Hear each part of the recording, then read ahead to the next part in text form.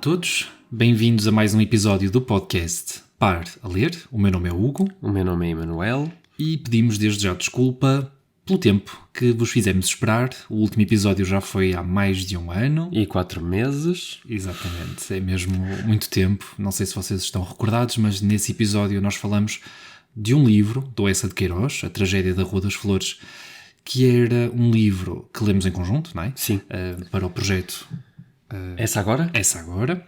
E pronto, entretanto também não demos seguimento a esse projeto, portanto não trouxemos também mais nenhum episódio aqui para o podcast, mas a verdade é que depois lemos, não foi em conjunto, eu por exemplo li um bocadinho depois O Crime do Padre Amaro. Sim.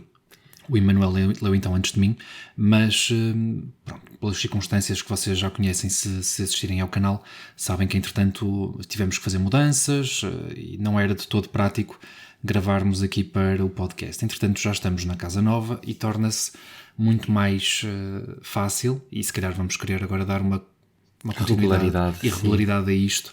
Também alterámos um bocadinho a logística do que tínhamos planeado, não é? Exatamente. Porque era para ser sobre leituras conjuntas e chegámos à conclusão que talvez não seja a melhor abordagem para mantermos isto... Sim, porque apesar de gostarmos de ler, e geralmente lemos mais ou menos as mesmas coisas, não temos assim tanta facilidade ou tanta vontade de ler a mesma coisa na mesma altura, tempo, não é? Sim. Mas pronto, caso... Quando acontecer, era isso. Fazemos episódios específicos de leitura conjunta. Enquanto não acontecer, reestruturamos toda a lógica dos episódios do Para Ler, não é? Uhum. Para refletir aqui uma estrutura, não é? Que já está pensada. Portanto, nós pensamos em 5 rúbricas e este episódio, então, não tem um livro específico, não é? Portanto, vamos adaptar-nos aqui a esta estrutura nova. E, que vão conhecer à medida que formos agora... Exatamente, que formos falando. Portanto, eu espero que com vocês esteja tudo bem e obrigado por estarem desse lado. E se calhar passávamos então à primeira rúbrica. Sim. A primeira rúbrica chama-se Caderneta do Leitor. Então, Caderneta do Leitor, porquê? Nós aqui quisemos misturar 2 conceitos. Talvez voltar àquela altura mais nostálgica da escola, não é? Uhum. Em que, enquanto alunos, tínhamos a caderneta do aluno. O que é que acontecia, não é? Onde, normalmente, eram as coisas mais irritantes e más que seriam escritas, certo? Para os encarregados de educação poderem ter conhecimento. Sim. Do que estava a correr, se calhar, menos bem, não é? Uma espécie de... Tinhas um texto mau que não foi assinado. Por exemplo. Portaste mal durante uma sala de aula e nós aqui queremos ir um bocadinho pela lógica mais negativa, diria eu. Uhum. Um tom mais pet peeves, não, aquelas falhas que vamos tendo e que nos irritam. Tudo associado aos livros, claro. Uhum. Eu, por acaso, aqui para esta rúbrica, eu pensei numa, e é uma coisa que eu gostava de falar, até porque na minha cabeça não faz muito sentido, mas é a realidade atual.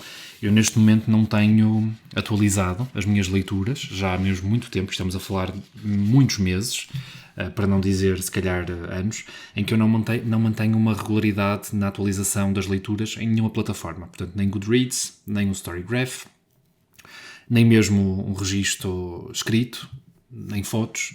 Portanto, às vezes sinto que estou a perder um bocadinho o fio à meada e a forma de rastrear as leituras que vou fazendo. E quando penso nas leituras, ok, que eu sei que fiz poucas leituras este ano, mas sei que ainda fiz algumas, então, eu perdi completamente a noção de quais é que foram, sequer. E isso deixa-me triste, porque eu era a pessoa que no Goodreads tinha as coisas todas direitinhas, a data do começo, a data do fim, uma pequena opinião ou comentário. Também tentavas, eu agora também já não sou tanto assim, mas eu ia ao ponto de manter um registro diário, ou seja, eu conseguia saber quantas páginas é que eu li diariamente, sim. Porque ia sempre atualizando, e atualizando o Goodreads todos os dias. Portanto, se eu em determinado, geralmente fazia isso à noite, quando deixava de ler. E chegava ao final do dia e, ok, li 10 páginas, vou atualizar e vou pôr uma citação. E fazia isso muito no Goodreads. E depois acabou por se perder. E acabou por perder-se porquê? Porque eu ia-me percebendo que muitos dos livros que nós comprávamos, não é? Às vezes de editoras mais pequenas ou livros estrangeiros, não é? Edições estrangeiras, mas, regra geral, mais livros portugueses de editoras mais pequenas, não tinham logo a página do livro criada no Goodreads. Sim. E eu sentia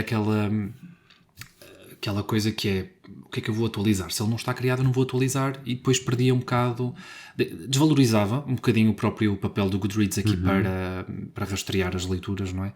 E depois, quando descobri o Storygraph, percebi que era mais fácil o processo do leitor se tornar editor, não é? E, portanto, ele próprio criar a página do livro que estava a ler, muito mais facilmente, porque não sei se vocês sabem, sim, mas porque agora a desculpa não é essa, nós temos todos somos, os livros lá. Tudo catalogado, somos os 2 editores, portanto facilmente, se eu notasse que um livro não estava lá introduzido, podia eu introduzir. O Goodreads não, pressupõe aqui um processo de seleção e mesmo de filtragem, de avaliação, não é tão fácil. Tu te tornares editor, apesar de eu já ter sido, eu cheguei a ser editor do Goodreads. Pronto, isso depois foi-se perdendo, talvez por uma questão de preguiça, diria que sim, também é um fator importante. Mas pretendes retomar agora ou como é que estás em relação a isso? Eu acho que é sempre aquela situação de nós estamos tão no final do ano, que agora começa janeiro? Inevitavelmente, começa-se em janeiro, não é? Sim. Eu tenho mantido, pelo menos no Storygraph tenho conseguido manter, também não tenho lido muito, portanto não me perdi. Mas há algo que eu fazia que isso perdi completamente, que era o registro em papel das minhas leituras. Eu isso deixei de fazer também já. Mas como é que fazias o registro em papel, em cadernos? Em cadernos, eu tinha sempre um caderno dedicado só às leituras, onde fazia, é praticamente a mesma coisa que tu teres a plataforma digital, mas em papel. Onde tinha o registro da data de começo, a data de fim, o que é os pensamentos sobre a leitura, e deixei de fazer isso e tenho que... Saudades, já acho que há um lado nostálgico nisso, que eu tenho sempre esse tipo de apelo e perdi isso. E no fundo, no Goodreads, o que eu senti era, como tinhas uma comunidade grande, não é? Parecendo que não, ainda havia muitos leitores portugueses nessa plataforma, sentias também muito compelido a atualizar, porque vias outras pessoas a atualizar. Achas que há uma base de competição? Não sei se era competição, acho que era mais, as outras pessoas serviam quase como inspiração para tu também manteres atualizado. No caso do Storygraph, como era, em termos de comunidade, era uma comunidade muito mais pequenina, as pessoas não interagiam tanto, aliás a plataforma em si era uma das limitações, era que não havia tanto essa interação. Acho que era a única falha do Storygraph, era não haver essa comunicação entre os leitores. Mas pronto, sim, portanto... Irrita-te profundamente não atualizares as tuas leituras? Nesta fase, sim, sinto que estou um bocado perdido. É verdade, sinto que estou um bocado perdido. Uma das coisas que me mantinha, no fundo, mais ou menos tranquilo, era a questão de... Eu podia até nem atualizar no Goodreads, nem no Storygraph, mas mantinha o registro nos vídeos. Os vídeos serviam quase como um diário, não é? De leituras. Aliás, eu cheguei, quando estávamos na outra casa, eu conseguia manter um registro mais ou menos assíduo dos livros, e aliás fazia vídeos de opinião para todos os livros que ia lendo, então chegava ao final do ano e tinha perfeita noção do que tinha lido, e se queria saber um bocadinho mais sobre as minhas opiniões que já não me lembrasse, ia ver o vídeo. Este ano não. Portanto, perdeu-se, foi mesmo um registro. Pode ser nulo. que o podcast te ajude também um bocadinho nesse quesito.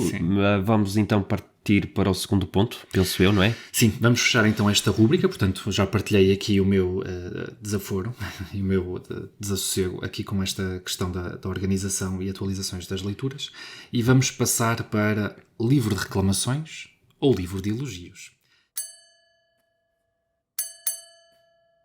Portanto, esta é uma rúbrica onde nós vamos falar sobre as leituras que temos em andamento. Ou que concluímos, eventualmente, não é? E se a nossa apreciação está a ser positiva, ou se é positiva, ou se calhar se é um bocadinho mais negativa, pedimos para irem buscar aqui o livro de reclamações. Na verdade não é nada que já não esteja a ser feito por aí, não é? Claro, e depois enquadramos as leituras...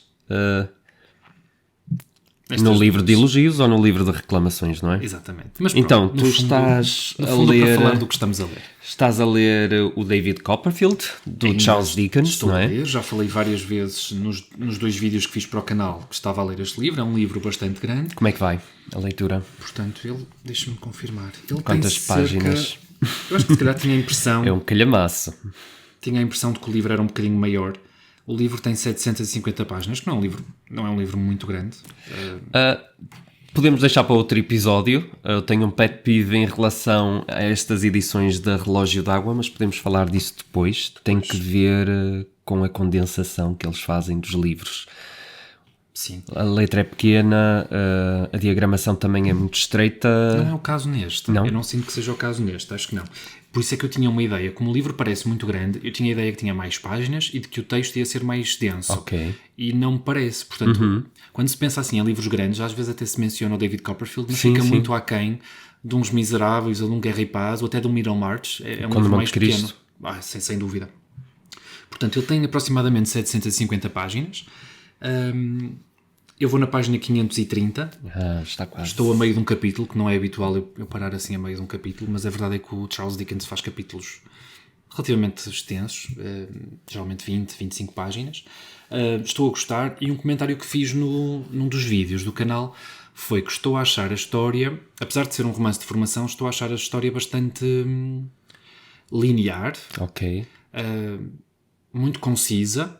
E não há assim uma aglomeração muito grande de personagens diferentes. Uma curiosidade para apontamento futuro. No ponto em que estás do livro, como é que tu achas que vai terminar? Eu não sei porque nunca li ainda o David Copperfield também. É só para depois teres esta... Como é que eu acho que vai terminar? Esta ideia de contraste, quando tu já conheceres depois o final. Sim, portanto, um ponto que eu faço muito quando penso neste livro é as semelhanças que eu noto em relação ao outro livro também de um escritor britânico, que é O Servidão Humana. Portanto, nós nesse livro, também um romance de formação, eu se calhar, nesse em particular, eu achava que o livro me ia dar uma perspectiva mais ampla da vida daquele personagem. A verdade é que o livro depois encerra e ele tem cerca de 30 anos, mais ou menos. Tem a vida toda pela frente, então.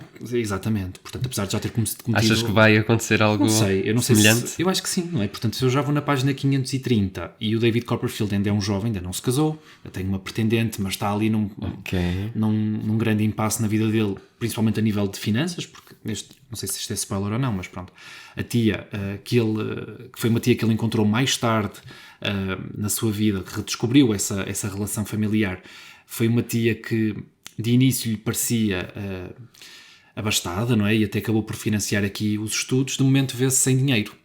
Portanto, ele está neste impasse em que não sabe se vai conseguir continuar a estudar, se tem que trabalhar para sustentar a tia e eventualmente manter aqui este noivado. Mas a verdade é que ele ainda não se casou, ainda não tem a vida feita e, portanto, não sei como é que o livro vai acabar. Eu diria que não vai chegar... Para que livro é que vai? Para já?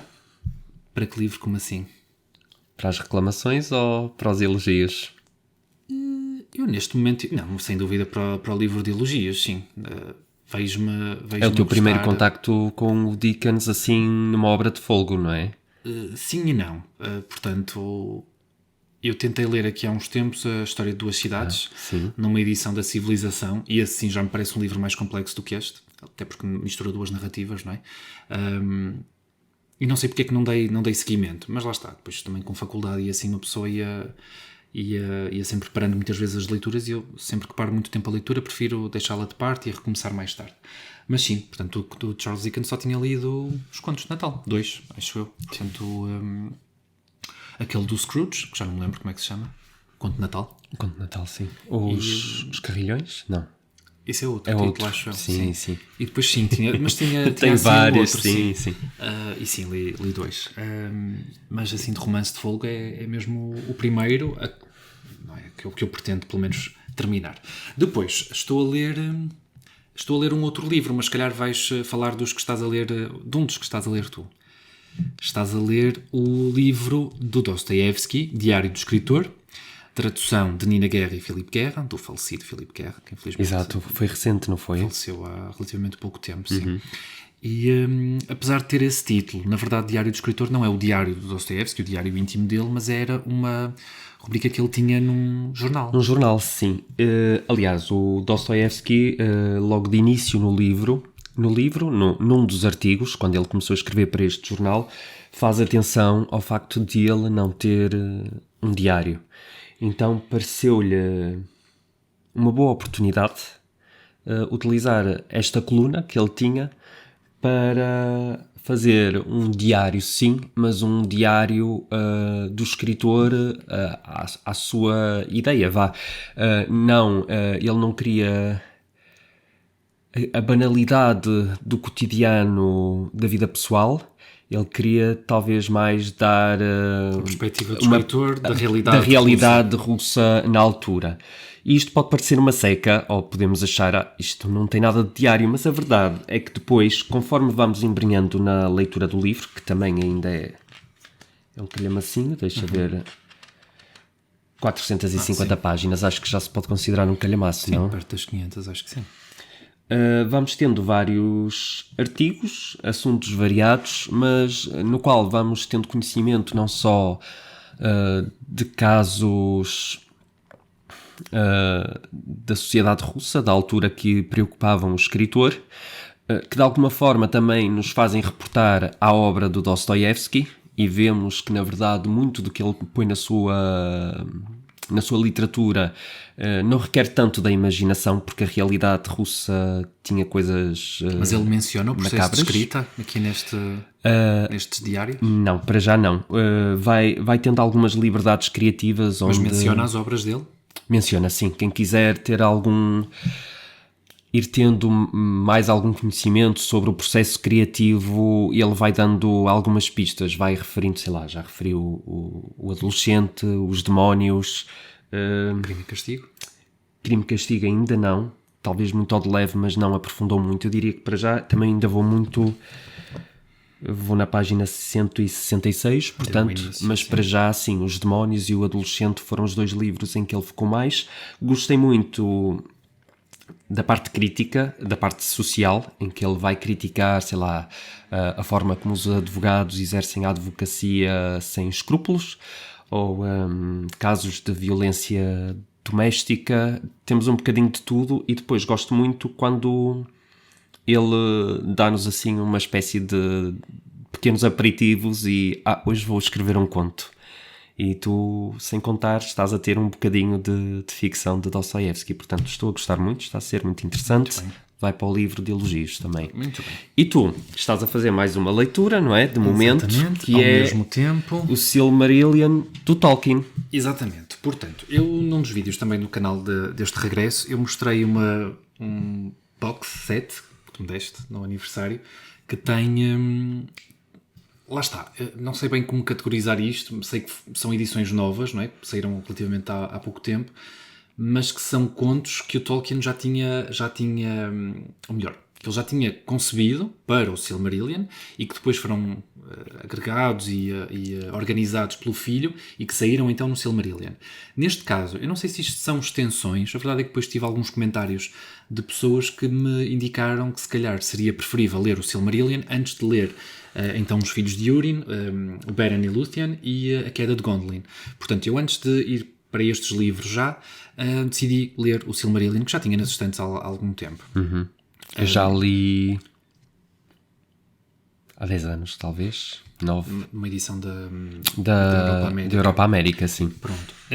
Neste caso é uma edição... O que estás a achar é uma experiência de leitura completamente diferente do Hobbit e do Senhor dos Anéis, Sim, não é? É completamente diferente. A linguagem em si também é diferente. Aliás, uma coisa que nós notamos é que o Hobbit é um livro infantil. Portanto, Sim. apesar da linguagem em si pode não ser fácil. Todos eles são propostas distintas em termos narrativos. São. Eu jamais recomendaria a alguém que está a aprender inglês para ler o Hobbit, senão na minha cabeça não faz sentido. Mas é uma história infantil, porque é uma história com uma moral, não é? Acaba por ter inspirações muito no conto de fadas, não é? E depois isso no Senhor dos Anéis. Pode-se dizer até que o Senhor dos Anéis começa mais ou menos da mesma forma, sim, muito infantil, e depois vai adensando para uma escala épica, não que é? nós Da jornada do... Sim, a jornada do herói a vários níveis, não é? Mas que talvez de início não fosse tão perceptível. Não. No caso de Silmarillion, a proposta é totalmente diferente. Portanto, eu acho que já não é para todos os leitores de Tolkien. Há pessoas que de certeza que apreciam muito o Senhor dos Anéis e o Hobbit, a história em si, e até gostam bastante dos filmes, mas dificilmente se retirariam prazer de uma obra como o Silmarillion. É uma obra mais densa, inspirada, se calhar aqui em livros que o leitor comum talvez não tenha tanta curiosidade em explorar, como literatura anglo-saxónica mais antiga. Sei lá, estou a pensar num Kalevala finlandês, estou a pensar num Beowulf inglês antigo. não é o tipo de coisa que se calhar vemos leitores de fantasia irem procurar, não é? Procurarem assim com tanta facilidade. Sim. A mim lembra-me muito em termos de escala narrativa, não é? Porque vai muito na micronarrativa, em que estamos a começar uma história e a terminar e já a começar outra. Lembra-me muito a Bíblia. Sim, mas com uma continuidade. Uma continuidade, sim. Temos uma continuidade. Temos o mito da criação, que é um mito belíssimo. Se vocês nunca viram como é que o Tolkien descreve a criação do seu universo, da Terra-média, e não só, porque depois existem outras terras, é mesmo muito bonito e está muito relacionado com a música, não é? E como às vezes um pequeno desentendimento na música gera o caos e a desordem, mas é muito interessante, lá está, e são pequenos contos, como tu estás a dizer, mas depois tem de facto um fio condutor que nos vão levar até aos acontecimentos da terceira idade, não sei se podemos chamar assim, que é onde corre o Hobbit e o Senhor dos Anéis. Portanto, existem vários episódios antes que justificam o mundo que nós encontramos no Senhor dos Anéis. E, aliás, no Senhor dos Anéis ele faz menção a alguns mitos e alguns poemas e canções são alusivos a estas histórias que ele conta aqui no Silmarillion. Em termos de linguagem, lembra-me linguagem mais bíblica, como tu dizes, não é? Portanto, deve ter aqui uma inspiração, sei lá, o inglês foi muito influenciado. Eu posso estar errado, mas é do que eu me recordo. Sim. Foi essa impressão de estar... Sim, sem dúvida. Muitas palavras como o thou e o thy e aquelas coisas todas são muito inspiradas na Bíblia do King James. A própria questão depois da genealogia não sei se... Acho que não estou... A genealogia dos intervenientes, do Norte, que é filho de... Por aí fora. Sim. Isso é tudo muito importante. Aliás, nós aqui temos a genealogia da própria Galadriel, que é um ser que se calhar não temos noção no Senhor dos Anéis, mas que já vem de há milénios, sim. Que testemunhou coisas que ela é mais antiga, acho que posso dizer, ela é mais antiga que o Sol e a Lua, sim. Que é assim uma coisa um bocado surreal de se pensar, mas ela é mais antiga que o Sol e a Lua, que na verdade são, não vou dizer seres, mas são entidades menores em relação àquilo que havia antes. Portanto, antes de haver o Sol e a Lua como fontes de luz, não é? Vamos ignorar o facto da Lua refletir a luz do Sol. Mas, pronto, são questões físicas que não interessam para aqui, para o universo de fantasia do Tolkien. Mas no universo do Tolkien, tanto a Sol e a Luz representam aqui tanto o Sol e a Lua representam fontes de luz, mas antes de haver Sol e Luz havia duas árvores que foram destruídas por uma entidade maligna chamada Melkor ou Morgoth, dependendo do nome, não é? Da pessoa a quem te perguntares. Que é espetacular de se pensar como é que duas grandes árvores, e a luz era permanente, e ele explica o porquê de o Sol e a Lua se, de certa forma, sucederem, não é? Assim em dias, e vão gerando aqui os dias, e porque em alguns momentos eles também se juntarem, e de certa forma explica aqui o eclipse, que também não deixava de maravilhar os povos antigos. Mas sim, estou a gostar bastante do Silmarillion. Livro de elogios, sem dúvida. Ainda não cheguei a nenhuma daquelas histórias que estão no box set. Mas pronto, quando eu chegar depois também comento. Não é? É isso. E a tua segunda leitura? A minha segunda leitura comecei a semana passada e na verdade foi uma aquisição recente. Eu acho que ainda nem no canal mostraste este livro. Não, pois não. Ainda não mostrei esse livro. Estou a ler... Ele pertence a uma coleção.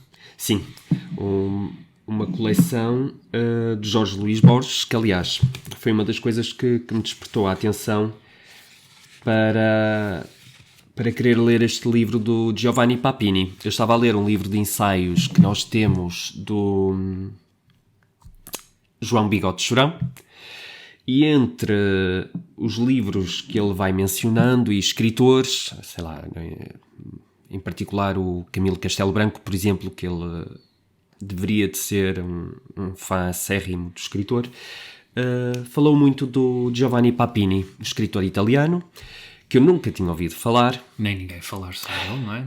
Não, nada. E que começou-me a despertar ali alguma curiosidade, e depois quando a pessoa diz-me que o Jorge Luís Borges deu-se ao trabalho de fazer uma seleção de contos do Giovanni Papini por achá-lo também magistral e querer então ter uma antologia dos contos que ele mais apreciava do Papini. Fiquei com muita curiosidade. E a verdade é que tínhamos uma edição em português dos contos dele e desta coleção do Borges, que é da editorial Presença. E chama-se a coleção A Biblioteca de Babel. A Biblioteca de Babel. Pronto, para já... Como é que se chama a coleção? A coleção não, desculpa, a coletânea? O livro chama-se, a antologia chama-se O Espelho que Foge, que é um título de um dos contos, é logo o primeiro, salvo erro. Adorei o conto.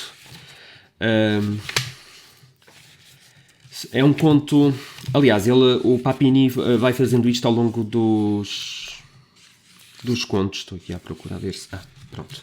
No primeiro conto, O Espelho que Foge, ele faz isto. No segundo, que são 2 imagens num tanque, também repete um pouco a mesma lógica, que é ele introduz-te a uma problemática, vai desenvolvendo essa problemática. Por exemplo, no caso das 2 imagens num tanque, ele vai buscar a questão do duplo, e é um conto que joga com a questão do duplo, mas depois ele propõe-te sempre uma resolução, ou seja, ele termina o conto não com tudo em aberto, sim, ambíguo, ele propõe-te uma solução, e eu achei isso muito interessante, porque às vezes são soluções muito simples e que nós no dia-a-dia, para as problemáticas em questão, às tantas tendemos a ficar cegos perante as problemáticas, e ele resolve muito bem. Estou a gostar, vou continuar, tenho lido um conto por dia, mais ou menos, mas para já é um sim, vai para o livro dos elogios também, O Espelho que Foge. Muito bem. Próxima rúbrica, portanto, nós já falamos então aqui dos livros de reclamações ou livros de elogios. O próximo tema será aqui, pertencente à rúbrica Argumento Adaptado.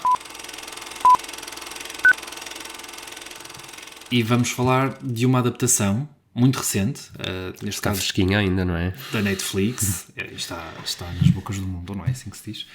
Que é o Frankenstein do Guilherme Del Toro, projeto do Guilherme Del Toro. A passion project dele, 30 anos, acho eu que ele andava há 30 anos a projetar esta adaptação. Acho que na própria casa dele ele tem assim uma cabeça colossal do Frankenstein. Aquela imagem Sim. que nós temos dos filmes mais antigos, uma coisa mesmo enorme dentro de casa, portanto é uma paixão dele e que finalmente se concretizou. Tem atores bastante conhecidos, temos a Mia Goth. Sim, está fantástica. Temos o Elordi, também, Elordi, que vai fazer também o Heathcliff na próxima Sim, adaptação. Wuthering Heights.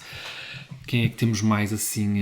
Temos o personagem do Frankenstein, do médico, que agora me está a falhar o nome, mas que é um ator muito conhecido que entrou em Dune, que é o pai do Timothée Chalamet nesse filme. E que fez também os novos filmes do Star Wars, portanto é um ator em alta, o Oscar Isaac. Sim. Pronto. E sim, portanto o elenco é de luxo, e a verdade é que a adaptação é bastante fiel, mas ao mesmo tempo introduz aqui vários elementos novos, e desvios narrativos, sim, mas... Sim. A meu ver, eles são necessários para tornar o Frankenstein numa obra adaptável a cinema. Acho que o livro em si é muito bom, é um dos meus livros favoritos. Prefiro o Frankenstein ao Drácula, por exemplo. Isto é o contrário, prefiro, acho eu não. Acho que são coisas distintas, não é? Eu gostei muito do Drácula e gostei muito do Frankenstein. Acho que o Drácula, para um leitor se calhar mais jovem, é uma história mais dinâmica. Sim. Apesar de também ser... Uma história em registro epistolar, acho que tem um dinamismo diferente. Sim, é muito mais visual para mim também. Acho que o Drácula, tu lês o Drácula e consegues imaginar aquilo na tua cabeça. Num filme. E cria-te um sentimento de insegurança muito grande. Sim. O Frankenstein é uma obra filosófica. Filosófica, é. Então, na minha ótica, é muito difícil adaptar. Só com o que a Mary Shelley fez, seria muito difícil tornar o Frankenstein, que por si só para mim é uma obra interessantíssima, é um livro interessantíssimo, num filme igualmente interessante. Acho que o Guilherme Del Toro, que eu gosto muito, já agora, o Labirinto do Fauno é dos meus filmes favoritos, fez um trabalho muito bom. Acho que... as liberdades criativas a que ele se deu em termos de narrativa, de introduzir ali elementos que não estão no livro e relações que também não antecipamos no livro. Sabias que a Mia Goth, por acaso não tinha comentado contigo ainda, é a primeira vez que te vou dizer, não sei se já sabes, a Mia Goth, que faz então um interesse par romântico com um monstro, não é? No fundo acaba por ser, sim. Ela faz também o papel de mãe de Frankenstein. Ai, não sabia a sério Ela que é estava, ela. é ela. Espetacular. Ela estava caracterizada, tinham-lhe trocado, feito um nariz diferente, portanto nós não associamos. Portanto, Não, de todo. as duas De únicas todo. mulheres que aparecem no filme, acho que Sim, se pode dizer que são as duas únicas mulheres, são as únicas. É ela, Ela. no fundo, é a Mia Goth a fazer os Não dois tinha papéis. ideia, mas fenomenal. Como é Ela. que... Isso depois também introduz aqui uma característica muito interessante, que é o facto do Frankenstein ter perdido a mãe, e depois o facto dele gostar da mulher do irmão. Do irmão, não é? E ter criado quase aquela fixação. Em momento algum ele é, como é que eu ia dizer, impõe a sua posição, não é? No fundo ele não é violento com ela, mas dá para perceber que ele tem uma ligação muito forte com aquela mulher e que, se pudesse, roubaria a mulher do irmão. E depois o facto de saber que elas são protagonizadas pela mesma atriz cria aqui uma dimensão um bocadinho interessante. Sim, mas isso é muito interessante, mas não é original do Del Toro, porque agora tu, ao dizer-me isso, lembraste-me o Fahrenheit 451, a adaptação do Truffaut, em que a personagem principal será a atriz Julie Christie, penso eu, que ela no filme fez também os dois papéis das personagens femininas, sim. Portanto, com certeza o Guilherme Del Toro foi... sim, não será novo. Foi buscar aí essa inspiração, mas é muito interessante também, porque lá está a criar tal situação do duplo também, não é? Agora posta de uma maneira diferente, não é? A mãe do Frankenstein e a cunhada do Frankenstein. Que são, no fundo, é uma personagem que eu acho que não sei até que ponto é que existe no livro, já não me recordo. Portanto, do que me recordo, realmente não existe, e se existir não tem a relevância que tem no filme, mas que no filme serve um propósito muito bom, que é entregar ao espectador, no fundo, a ideia base, não é, da solidão que permeia depois o livro todo. A necessidade de ser amado. E a esperança, porque no fundo ela mostra-te que pode existir dentro do ser humano compreensão por um ser diferente, não é? Portanto, e mostra que realmente o ser humano ainda consegue ser de facto humano. E dá-te a perspectiva, lá está, de quem é o monstro. É ela que mostra que de certa forma humaniza o monstro. Sim, sem dúvida. Porque o monstro até então é visto pelo seu criador como uma coisa, não é? Só uma coisa animada, mas sem... ignorante. Sem alma. Sem alma, sim. Sem alma. Aliás, ele arrepende-se no preciso momento em que o cria. Há ali uma cisão muito grande, porque ele de início está muito entusiasmado e acha que aquilo vai ser a revolução da medicina e a revolução da civilização em si, mas a partir do momento em que o monstro ganha vida, de uma forma muito inesperada, ele arrepende-se. Começa a odiar a criação. Começa a odiar a criação, sim. E chega a querer destruí-lo, no fundo. O filme é relativamente longo, são 2h30. O filme é muito longo, sim. Acho que é um filme, uma das coisas que me fez assim um bocadinho mais de confusão, acho que é um filme como é que eu ia dizer? Com uma característica comercial, se calhar... Sim, há um apelo comercial. Há um apelo comercial muito intenso. Mas eu não vejo isso necessariamente como negativo. Acho que é bom chamar as massas para obras, para livros como o Frankenstein ou histórias como o Frankenstein. Não é um filme que vocês vejam e digam, isto é um filme de autor, é uma coisa assim. Por exemplo, nós não chegamos a terminar e temos que terminar. Nós ficamos... nós ficamos a meio do Nosferatu e estávamos a adorar o filme, mas aí já se nota uma característica diferente. É um filme mais de autor, como é que eu ia dizer? Não tem tanto apelo comercial, digo eu. Também é um filme que vai mais aos limites já do que é comercial, porque estica mesmo para os campos mais pesados do horror e do terror, diria que... Testa a paciência também de quem está a ver. Este aqui é um filme muito mais dinâmico, nunca ficam parados na mesma... Visualmente a fotografia é imaculada, muito não é? Bonito, sim. Apesar de ter algum CGI e coisas assim do género, são uns animais. Sim. Se bem que era o que eu ia dizer, ele na maior parte do que fez quis fazer com efeitos físicos. O Elordi estava todo completamente caracterizado fisicamente, não tinha CGI na sua caracterização. De resto não aponta assim muitas falhas. Houve algumas coisas que eu vou prestando assim atenção. Imagina, se um personagem, como um monstro, cai num lago gelado, ao sair não pode estar seco, não é? Tem que estar, pronto, isso ia acontecendo com alguma frequência e pronto, causa ali aquele desagrado pequenino, mas a verdade é que a história em si está uma história interessante. E que normalmente, por ser tão difícil de adaptar e as adaptações serem tão dispares do livro, eu achei esta muito interessante. É claro que na minha ótica não é o melhor filme do Guillermo del Toro, não, jamais isso estava na mesa, mas é uma boa adaptação na minha perspectiva. E ele já fez algumas adaptações diferentes, não é? Por acaso não cheguei a ver a adaptação dele do Pinóquio, mas dizem maravilhas. Acabei por gostar, sim, e desvia-me também bastante da história, sim. Mas eu acho que foi por isso que tu depois não quiseste ver. Possível, sim. Enfim, nós nesse dia, acho que este foi, já não me recordo se tínhamos visto um outro filme nesse dia. Close? Foi no mesmo dia? Foi. Pronto, nesse dia vimos um filme de uma plataforma portuguesa chamada Filmin, aliás, que nós recomendamos, apesar de não usarmos com a frequência que nós gostaríamos. Mas nós pagamos, não utilizámos. Para nunca acabar, mas pagamos. O Filmin, porque realmente é uma plataforma económica, vocês vão tendo campanhas relativamente frequentes e já não sei se 40 euros por ano conseguem ter acesso à plataforma e tem coleções de filmes muito interessantes e esse filme era um filme que venceu o Festival de Cannes, se não estou em erro. Sim. 2022, já não me recordo. Ou 2023, acho. Por aí.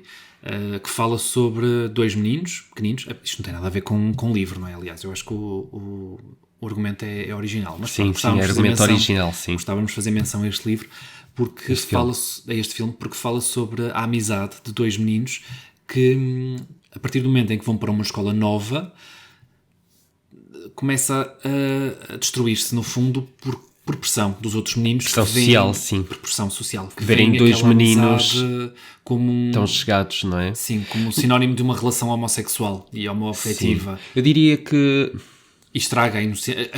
Estraga a inocência, mas também não diria que há uma pressão negativa dos elementos externos. Acho que depois é a própria pressão que nós colocamos em nós próprios também que começa a ter ali um efeito de traça, a corroer. Portanto, tudo o que existe. Conselho final é: não vejam este filme se vocês estiverem deprimidos. Close, sim, é o Close. É o Close. Não vejam este filme se estiverem deprimidos. No entanto, vejam este filme. Acho que traz uma mensagem importantíssima.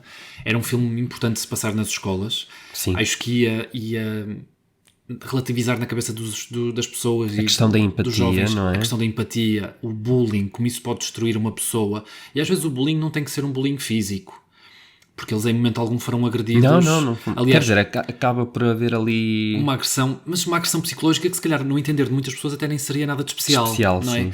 E no fundo a única agressão que depois existe no filme é uma agressão que eles fazem um ao outro. Amigos de infância, de dormirem na casa um do outro, de estarem dias sempre juntos. E no fundo é triste ver a degradação dessa relação. E não dizemos mais, não é? Para não estragar o filme. Sim, não dizemos mais, mas o filme foi uma choradeira. Pôs-nos a chorar e fiquei completamente deprimido também. Pronto, vamos então para o quarto tópico deste episódio. Sim, e de todos os episódios. Aliás, isto vai ser frequente no podcast, que é... Pergunta ao par. Are you happy to be in Paris? Thank you. Are you happy to be in Paris? So much. Beyoncé. O Hugo perguntou nas redes sociais a vocês todos se tinham perguntas. Deixei questões no Instagram e no YouTube. De cariz literário para nos fazer e nós vamos responder a 2 perguntas em cada episódio, certo? Esta rubrica chama-se Pergunta ao par. Pergunta ao par, sim. E vamos lá então às 2 perguntas de hoje. Começas tu ou começa tu? Eu posso ler a pergunta, sim. Portanto, esta primeira pergunta foi feita pelo Paulo Rodrigues, lá no Instagram, e obrigado, Paulo, por teres deixado esta pergunta. E ele pergunta o seguinte: qual o livro de António Lobo Antunes que mais gostaram e porquê? Eu posso responder primeiro, porque a minha resposta é muito sucinta. Portanto, eu tenho um projeto também, que neste momento está parado, do António Lobo Antunes, que é o Alex Faz Tarde, em que, como nós temos todos os livros do António, neste momento não estão cá em casa, estão em casa dos meus pais, mas temos tudo. para de certa forma também homenagear aqui este escritor português que é tão querido, do Emanuel, eu gostava de facto de conhecer a obra toda e propus-me a ler os livros por ordem cronológica. A verdade é que eu já ia no 4º livro, no Explicação aos Pássaros. Explicação dos Pássaros. Explicação dos Pássaros, desculpa.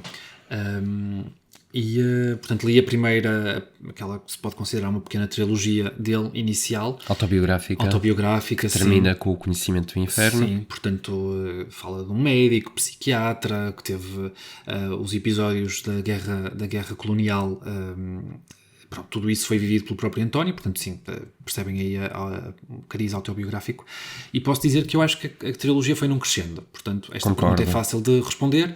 Eu diria que o Conhecimento do Inferno será melhor do que os de Judas, que por sua vez são melhores do que Memória de Elefante. Portanto, sim, eu diria que sim, vai num crescendo. Não sei se a Explicação dos Pássaros, acho que daquilo que eu li do livro, que eu depois não cheguei a terminar, já é uma coisa diferente. Já parte para a ficção total, sim. Sim, apesar de ter um elo de ligação com o livro Conhecimento do Inferno, anterior, sim. Acho que já é diferente. E diria que também já introduz aqui mais um bocadinho mais dificuldade do que necessariamente os outros teriam. Portanto, sim, eu diria o Conhecimento do Inferno. Não li muitos, portanto, é esta a resposta, Paulo. Vou passar agora a palavra ao Emanuel. Tem mais a dizer. É tão difícil, eu não sei... Quantos é que já leste tu, António? Quantos li é que ele tem? Todos. Já li todos, sim. Estamos a falar de que é para aí mais de 25 livros, 30 para aí? Sim, se tirarmos os de crónicas, eu diria que deve andar perto das 3 dezenas de romances, talvez. Ele chegou a publicar 28, praticamente não sei, um por ano. Por ano, sim. Teríamos que contar os livros de crónicas e descontá-los. Portanto, serão pelo menos 4, portanto 26 romances, pelo menos. É uma tarefa muito ingrata. Eu acho que quando me disseste a pergunta do Paulo, eu tive logo um título que me ocorreu. Não será necessariamente só este livro, não, mas estou a pensar no todo, não é? Na parte técnica do livro, na parte da história, se é que existe alguma história, porque já é um dos últimos livros do António, onde as narrativas já são muito fragmentadas. Há ali uma tentativa do livro ser muito silencioso, onde tu para conseguires tirar uma história muito coesa fica difícil, mas eu diria Da Natureza dos Deuses, do António Lobo Antunes. Terá sido publicado em 2015, há 10 anos. Foi o primeiro livro que eu comprei do António. Eu não tinha nada do António, nada. Não tinha nada do António na minha estante e eu comprei o Da Natureza dos Deuses, aquela primeira edição que eles fizeram em capa dura, uma edição toda bonita, e depois nunca li, porque percebi exatamente isso, que ler António pelo começar fim, por um dos últimos livros dele não faria tanto sentido, não é?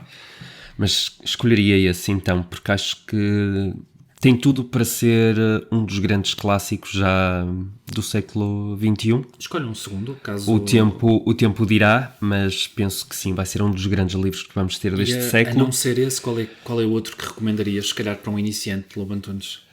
Para um iniciante, eu acho que o ideal é fazer aquilo que o António sempre disse, que é lê-lo por ordem cronológica, do primeiro livro até ao último. Portanto, até ao último.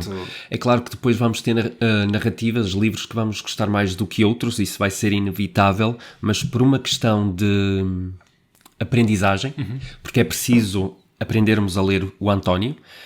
Acho que o ideal é começarmos pela Memória de Elefante, em que o autor aí ainda nos dá a mão, e vamos de mão dada por ali fora até sermos capazes, por conta própria, de nós de Qual é que dirias que é o mais desafiante?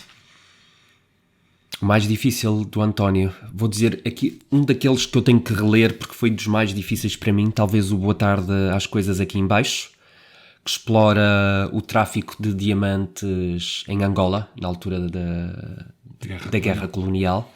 É um livro de um lirismo estupendo, diria que tem ali fases em que atinge ali uns píncaros camunianos, mas que depois é dificílimo, tem partes que são inextricáveis, tu queres tentar tirar alguma coisa dali, e acho que foi o único livro do António que eu pus ali ao lado do Ulisses, do Joyce na questão do hermetismo narrativo.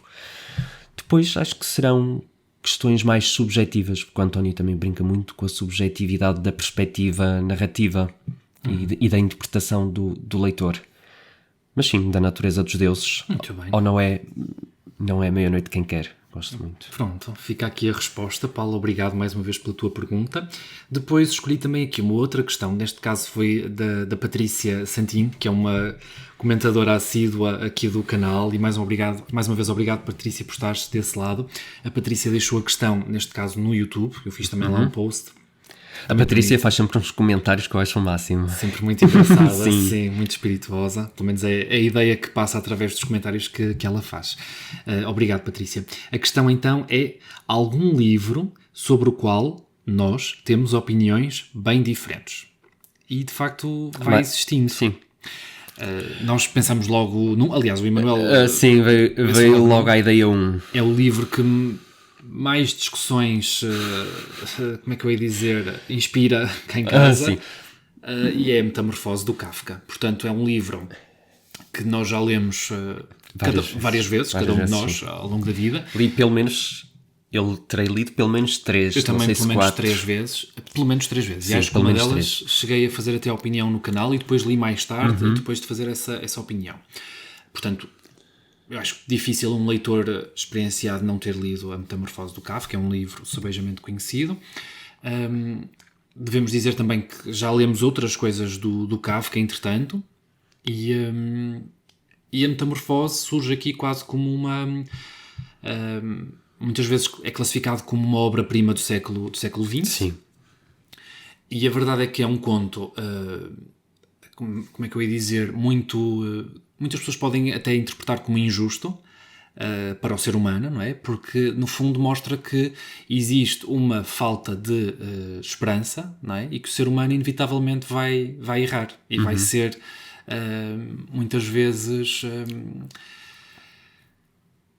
enfim, vai falhar. Portanto, o ser humano no fundo é um ser falho, que é o que acaba por acontecer com os familiares aqui do Gregor Samsa. Portanto, enfim, a história... Eu acho que é isso que não me agrada no A história é isto. livro. Portanto, mostra uma falta de humanidade, é a desumanização em livro. E não é só isso.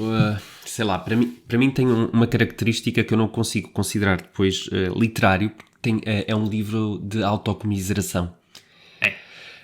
E lembra-me um bocado, imagina, quando li as Cartas ao Pai, do Kafka... Tu achas que o Kafka, ao escrever a Metamorfose, ele coloca-se no papel de Gregor Samsa? Sim. Ou seja, é uma sim. De certa forma, é uma analogia, um espelho, uma analogia da vida dele. Da vida dele, sim. E ao ler as Cartas ao Pai, eu percebi claramente o que é que me incomoda na narrativa, porque já li depois, sei lá, li o Processo, li contos também, a Colónia Penal, outros contos, e nada em particular do Kafka faz fricção comigo enquanto leitor, a não ser a Metamorfose. Eu acho que é essa questão da autocomiseração. Acho que não consigo considerar aquilo... E a Carta ao Pai. Muito, isso para mim nem é literário, lá está. Nem deveria ter lido Também isso. podemos discordar neste livro. Podemos. Tu gostas? É sim, eu concordo quando tu dizes que é um livro... se calhar do qual nós não deveríamos ter acesso, é necessariamente, não é? Estamos a falar de uma carta muito pessoal, do foro íntimo destas pessoas, que talvez não merecesse ter sido publicada, mas tendo sido publicada é de uma capacidade, de uma abertura, não é? De um sentimentalismo tal que te toca profundamente. Não é? sei, acho que isto é a minha perspectiva, atenção, não... Acho que o Kafka não tinha escrúpulos, porque eu ponho-me na posição dele e a mim faz muita impressão isso, a questão da falta do escrúpulo, porque por muito magoado que tu estejas com determinadas situações, acho que temos que ser verticais ou ter... Estava a ver se encontrava aqui o adjetivo correto. Ter alguma humanidade para com o nosso sofrimento. Não acho nada disso. Eu acho que, à semelhança do Oscar Wilde, que escreveu De Profundis, que é praticamente um texto de acusação contra o Bosie, não é? Mas a posição do imagina, O Oscar Wilde foi uma vítima também. Sim, mas não se coloca num... também tive algumas dificuldades. Coloca-se num pedestal. Oscar Wilde é o melhor de todos. Ele é a diva. Ele é, não é, o rei das letras. Mas era o que eu te ia dizer.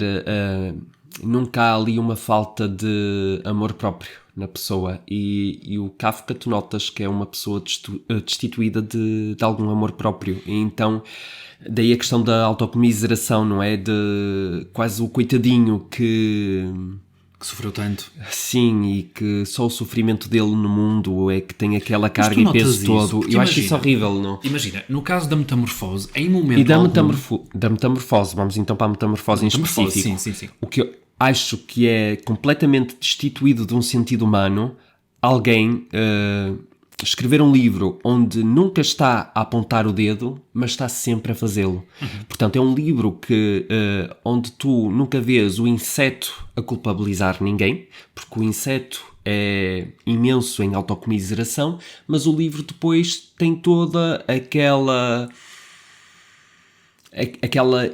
ideia de que o mundo é que está errado para com o indivíduo, e eu isso tenho muita dificuldade em aceitar, porque acho que nós, enquanto indivíduos, temos que nos saber também posicionar no mundo, e cabe-nos a nós também fazer alguma coisa para mudar um bocadinho que seja o mundo. E o livro passa uma mensagem de autocomiseração profunda, em que somos todos mártires e coitadinhos. Eu não consigo, é um limite meu. E daí estar sempre a tentar ler e tentar tirar outros significados e ver se a culpa não é minha. Eu interpreto o livro necessariamente de maneira diferente. Eu acho que o livro funciona muito bem como metáfora e qualquer pessoa pode interpretar o livro à sua maneira, porque, claro que o Kafka teria a ideia dele, mas eu depois, enquanto leitor, também tenho a liberdade de interpretar como eu quiser. E, no fundo, sinto que é uma forma de nós percebermos como é que a sociedade encara uma revelação. E, neste caso, uma revelação que para a sociedade é negativa, não é? Eu posso associar, por exemplo, este livro... De certeza que alguém que lesse a Metamorfose nos anos 80, nos inícios dos anos 80, ia-se relacionar muito com este livro na perspectiva, por exemplo, do HIV-Sida. Imagina, para a tua família, tu revelares, num determinado dia, que tinhas o vírus. Podias não ter a doença sequer, mas tinhas o vírus. Necessariamente para a tua família, tu ias-te tornar o inseto do Gregor Samsa. Eles iam mudar a forma... É isso que eu não consigo entender, porque eu acho que se tu efetivamente tens algum grau de humanidade em ti, isso não acontece. Eu acho que é isso que depois é destrutivo no livro da Metamorfose, é que não há nenhum personagem... Não são pessoas, para mim. É isso, não há nenhum personagem que, ok, vocês estão a reagir desta forma, mas eu vou reagir de maneira diferente e ser um bocadinho melhor do que vocês a encarar a situação. Não há isso.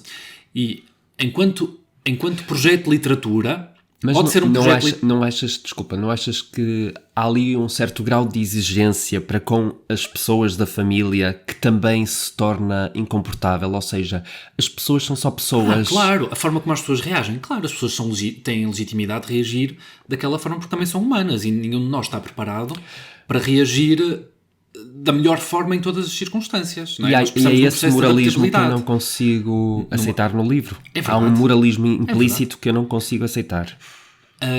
Mas o moralismo também existe em muitos textos, muitas vezes até em textos bíblicos, não é? E nós aceitamos de forma muito tranquila o moralismo dos textos bíblicos. Mas acho que aí já é outra questão, é a questão do que é justo, o pensamento moral do que é justo ou injusto, e que nós estamos a valorar com essa balança em mente. E a minha balança pode ser diferente da tua e de quem nos está a ouvir. Mas é isso que faz com que, neste caso, este livro, não é, possa ter interpretações tão diferentes e que as pessoas achem-no genial e que, para mim, é só... Abjeto. Abjeto, sim, torna-se abjeto. Eu não acho que o propósito do Kafka fosse retratar a sociedade em que ele vivia, longe disso, acho que não era esse o propósito dele, mas era mostrar um caso extremo, uma situação caricata, que chega a ser cómica em alguns momentos, não é? No fundo começa quase como um conto cómico, e que depois se torna progressivamente infernal, não é? Quase infernal no fundo, não é? E não há esperança. Não. Mas isto, dentro da obra do Kafka, percebemos que é sempre assim. é o indivíduo, e sempre o indivíduo, enredado Na máquina do mundo. na máquina do mundo, sem explicação, uma máquina que não tem propósito, mas que está sempre A avançar, que a não para. avançar, que não para, Como a do exatamente, Camões. Sim. e na qual o indivíduo não tem necessariamente impacto. Sim. Portanto, não havia, naquele livro da Metamorfose, o que não existe, é notório, mas não existe comunicação entre o inseto e a família. Não. Em momento algum eles conseguem dialogar. É o inseto a fazer uma coisa e a família a reagir consoante uma coisa que o inseto tenha feito. Mas não há comunicação, não há palavra. E quando não existe essa comunicação, necessariamente existe um choque, não é? E eu acho que temos que ver a Metamorfose como um exercício...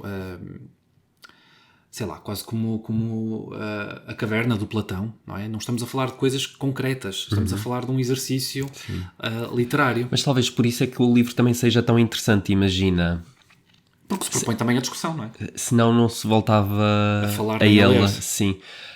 E daí torna-se um livro bastante interessante, mesmo que seja objeto, para mim. Isso acontece muitas vezes, sim, porque um livro que não suscite vontade de ser revisitado é um livro que não tem interesse.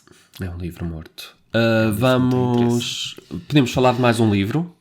Sim. Também vamos falar. Vamos falar Podemos desse- deixar isso para outro episódio, não é? Exatamente. Mas outro livro com o qual não concordamos absolutamente nada é do Haruki Murakami. Sim. A Crónica do Pássaro de Corda, certo? Sim, que podia também quase ser interpretado da mesma forma. Portanto, é um indivíduo, no fundo, que se vê desamparado pela sociedade, não é? A vários níveis. Podemos dizer que não sabe do gato, que a mulher o deixou, que não trabalha, enfim. É uma pessoa desamparada e que se vê só. Portanto, também é um livro sobre solidão e essa solidão é retratada Aliás, isso é muito bonito no livro. Eu achei isso muito bonito. retratada como um poço, Sim. não é? E depois as pessoas que ele vai, com quem vai travando Mas isso conhecimento. deixamos para outra outros altura, 500, sim. não é? Porque dá para falar muito. A sim. questão da tradução também. Da edição, que é uma edição que não é integral, não é? Verdade, Portanto, nós, também. tanto em português como em inglês, as únicas edições que estão disponíveis são edições, como é que se diz? Abridged, Portanto, sim. são uma seleção. A digamos tradução completa será de português do Brasil, tanto quanto eu sei. assim. Acho que é a única. É a única que estará, porque foi traduzida diretamente do japonês. Sim, Portanto, sim. procurar essa tradução brasileira da Crónica do Pássaro de Corda. Sim, pela impossibilidade de lermos em japonês. Vamos Mas para o fica último para ponto outra do altura. nosso episódio? Sim, O que é portanto, que é o último ponto? a última rúbrica do nosso episódio do podcast, deixem-me confirmar que eu estou a ver se consigo Desbloquear. aceder aqui às notas. Portanto, chama-se lista de compras. Ok, a lista de compras. Na lista de compras nós temos como propósito falar aqui de novidades literárias, coisas que eventualmente gostaríamos de adquirir, de comprar, de ler, enfim, acaba por dar aqui para várias coisas. Uma E lista nós- pequenina, por favor. Uma lista, sim. Nós decidimos falar de 3 livros em particular, 2 são novidades, um já foi publicado há alguns anos, mas que suscitou agora aqui novo interesse por conta aqui de uma adaptação que foi feita e que nós gostaríamos mesmo muito de ver. Então, primeiro livro a mencionar. Então, será o 6º volume da Bíblia traduzida a partir do grego antigo, não é? Pelo Frederico Lourenço. Exatamente, portanto este Será o Pentateuco, certo? Agora a Sim. tradução do Pentateuco. Portanto, temos aqueles primeiros livros da Bíblia, o Gênesis, o Êxodo, o Deuteronômio, etc. E A edição é da Quetzal, a edição é da Quetzal. mas ainda não é o último livro, certo? Parece Certo. que... Portanto, este não é o último volume, Certo. é o 6º volume, não existe um 7º volume. O que vai existir é o 2º tomo do volume 5. Portanto, a Quetzal, acho que é a primeira vez que acontece isto, em que eles publicam um volume, mas faltando ainda um tomo do Finalizar volume o anterior. tomo, sim. Não sei a razão, não sei o motivo, mas a verdade é que estamos neste ponto. Pronto, estamos com a Bíblia cá em casa acertada, não é? Para completar. Já compramos, ainda não chegou o volume. A Bíblia, eu não sei se Eu vou ela- querer ler a nós- tradução do Frederico, mas falta Sim, ainda um tomo. Nós não então. temos as Bíblias, ou seja, os volumes da Bíblia do Frederico Lourenço cá em casa, depois eventualmente traremos. Temos 2 Bíblias, uma em tamanho grande e uma mais pequenina, da Difusora Bíblica, que acho que também é uma excelente tradução. E sim, portanto é um projeto que já leva vários anos É um projeto que antigamente, antes da tecnologia, era levado a cabo por várias pessoas e durante muitos anos, para se ter uma nova tradução da Bíblia, e o Frederico Lourenço fez tudo sozinho. Portanto, é louvável, e por isso é que ele também venceu o Prémio Pessoa aqui há uns anos. E sim, gostávamos de dar destaque a este lançamento. Outro lançamento que nós vimos e que também achamos bastante interessante é a publicação dos contos completos do Hemingway, pela Livros do Brasil. É uma edição bastante volumosa que reúne todos os contos do Hemingway, e a verdade é que quando pensamos neste escritor, muitas vezes não pensamos que ele também era um grande contista. Sim. Portanto, ele acima de tudo era um escritor que, como é que eu ia dizer, no fundo a concisão era o forte dele, não é? Portanto, tanto a nível o estilo muito jornalístico, não é? Sim, portanto não se enredava em muito palavreado, e esta parece-me uma edição bastante importante, e se calhar menciono estes contos completos e aproveito e menciono também os do Cortázar, que foram publicados pela Cavalo de Ferro. Okay. Queremos essas coisas todas. Ainda não e compramos. por fim, por conta da adaptação, não é? Sim. Que foi feita e que nós queremos ver com o Robert Pattinson, não é? Robert Pattinson e Jennifer Lawrence. Do filme chamado... Deixem-me ver se eu descubro. Portanto, este é um filme novo da Jennifer Lawrence, em que ela faz... pertence aqui a um casal, juntamente com o Robert Pattinson, portanto eles formam um casal, e ela é uma escritora e se não estou em erro, ela é mãe, não é? Portanto, o filme chama-se Die My Love. Ok, morra meu amor. Morra amor ou morra amor, qualquer coisa assim do género. Cá em Portugal, este livro já tinha sido publicado, mas numa trilogia, portanto agregado a 2 outras obras da mesma escritora, chamada Ariana Harvich, não sei como é que se diz, não sei. Ariana Harvich. É um livro chamado Trilogia da Paixão, no qual está inserido então este Morre Amor, Die My Love. Publicado pela Elsinore. Sim, e que ficamos mesmo muito curiosos. Portanto, estão a dizer que a prestação da Jennifer Lawrence no filme é magistral. Melhor ainda do que a prestação dela num filme que nós também tivemos aqui algumas divergências, que foi o Mother. Sim. É um filme, pronto, dá para se dizer muita coisa sobre esse filme, chega a ser macabro, não é? E dizem que este aqui não fica atrás, que também tem alguns jumpscare, que é inesperado e é, como é que eu ia dizer, é uma espiral cada vez mais... A mim lembra muito o Yates, quando vi o trailer do filme, não sei se... Num contexto diferente? Sim, não é? sim, claro, mas lembra-me muito... O Revolutionary Road. Sim. É possível. O drama do urbano, da vida doméstica e moderna. Dos subúrbios, não é? Sim, do subúrbio. Vamos ver o que é que vai sair daqui. Nós normalmente não queremos ler contemporâneos assim no geral. Pois é difícil. É difícil um escritor contemporâneo suscitar assim muito interesse. Mas a Ariana ganhou-me quando estavas a ver aquele vídeo, e ela disse que o ato de leitura em si não é um spa. Portanto, que não tem que ser um ato confortável ou de prazer puro, não é? Sim, vamos fazer aquela coisa... Pode ser difícil, desafiante. Fomos fazer aquela coisa de ver como é que se haveria de pronunciar o nome dela, e surgiu aqui uma entrevista da Ariana com a Literatami, que é um canal de booktube brasileiro, e num determinado momento ela diz que a leitura... Se nem a escrita é um processo fácil, a leitura também não deve ser um processo fácil. E para as pessoas se sentirem bem e dentro da sua zona de conforto, e se querem, não é, se quiserem que a leitura traga a felicidade, no fundo mais valia ir fazer um spa. Vão fazer outras coisas. Ou outras coisas que não ler, porque a leitura é uma atividade que se presta a outras coisas, e não necessariamente a trazer só felicidade, não se resume a isso. E pronto, acho que... Este regresso está feito? Está feito, já falamos aqui perto de 1 hora, que era o nosso objetivo. Sim, a regularidade dos episódios. Vamos tentar que isto seja feito de forma quinzenal. Pedimos desde já desculpa se não conseguirmos cumprir.